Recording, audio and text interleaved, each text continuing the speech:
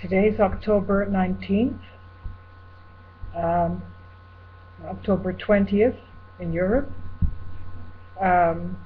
2012, and today we will read the Gospel of the Birth of Mary. This has been taken from the Gospel of the Birth of Mary from the Orthodox Patristics, January 3rd, 2012, and also from the Gospel of the Nativity of Mary by Roberts Donaldson, translation of 1886, from the English text source from Ante-Nicene Fathers, Volume 8, from the New Advent, January 3rd, 2012. If you bear with me. This is a very significant matter, especially concerning those Christians which have a problem remembering the prophecies concerning the birth of Mary, and that the symbolism of her chastity, of her purity, was given to us from the time of the Exodus of Moses and the Israelites from Egypt, when they were requested by God to make the Ark of the Covenant, the Ark containing the two stone tablets of the commandments of God, which were the Word of God, the Logos, which is Christ himself. It was the second set of tablets that were put in there, not the first set. The first set was broken at the base of the mountain, and the second set symbolizes Jesus Christ with his mercy and his teaching. It was the second set of tablets that was placed in the Ark of the Covenant, together with the manna that fell from heaven to feed the Israelites for 40 years in the desert of the Sinai Peninsula until they entered the Holy Land, which God gave them. And the third item in the Ark of the Covenant was the staff of Aaron, which budded. The Ark of the Covenant was covered in pure gold, which symbolized the perpetual virginity of our Holy Mother, the Mother of God, the Theotokos. Chapter 1. The Gospel of the Birth of Mary.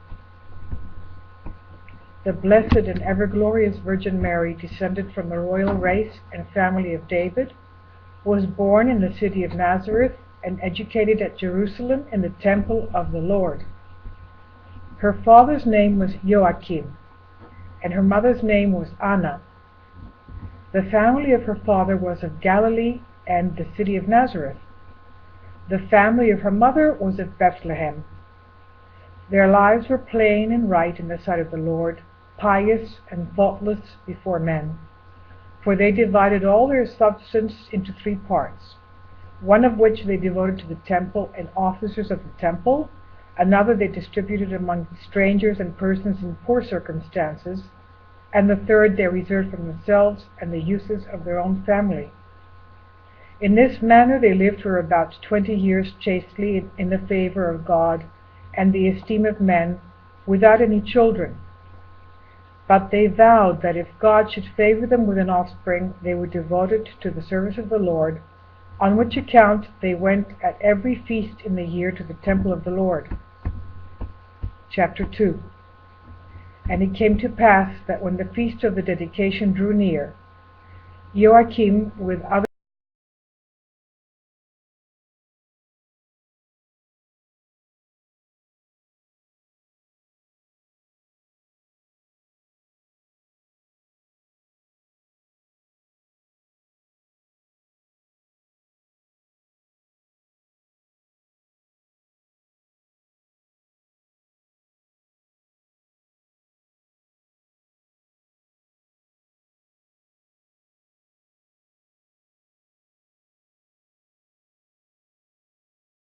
He further said that he ought first to be free from that curse by begetting some offspring, and then come with his offerings into the presence of God. But Joachim, being much confounded with the shame of such reproach, retired to the shepherds, who wee with the cattle in their pastures.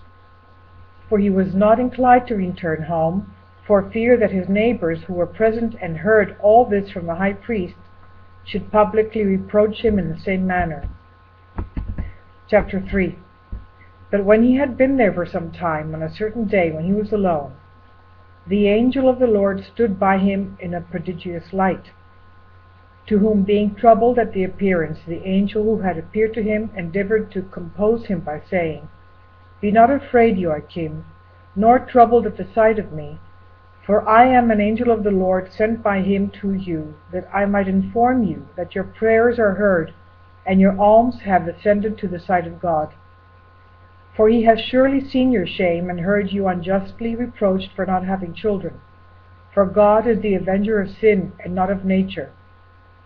And so when he shuts the womb of any person, he does it for this reason, that he may in a more wonderful manner open it up, and that which is born appeared to be not the produce of lust, but the gift of God. For the first mother of your nation, Sarah, was she not barren even till her 80th year? Yet even in the end of her old age she brought forth Isaac, in whom the promise was made a blessing to all nations. Rachel also, so much in favor with God, and beloved so much by holy Jacob, continued barren for a long time, yet afterwards was the mother of Joseph, who was not only governor of Egypt, but delivered many nations from perishing with hunger. Who among the judges was more valiant than Samson, or more holy than Samuel? And yet both their mothers were barren. But if reason will not convince you of the truth of my words, that there are frequent conceptions in advanced years, and that those who were barren have brought forth to their great surprise, therefore Anna your wife shall bring you a daughter, and you shall call her name Mary. She shall, according to your vow, be devoted to the Lord from her infancy, and she will. She shall neither eat nor drink anything unclean, nor shall her conversation be outside among the common people, but in the temple of the Lord, so that she may not fall under any slander or suspicion of what is bad.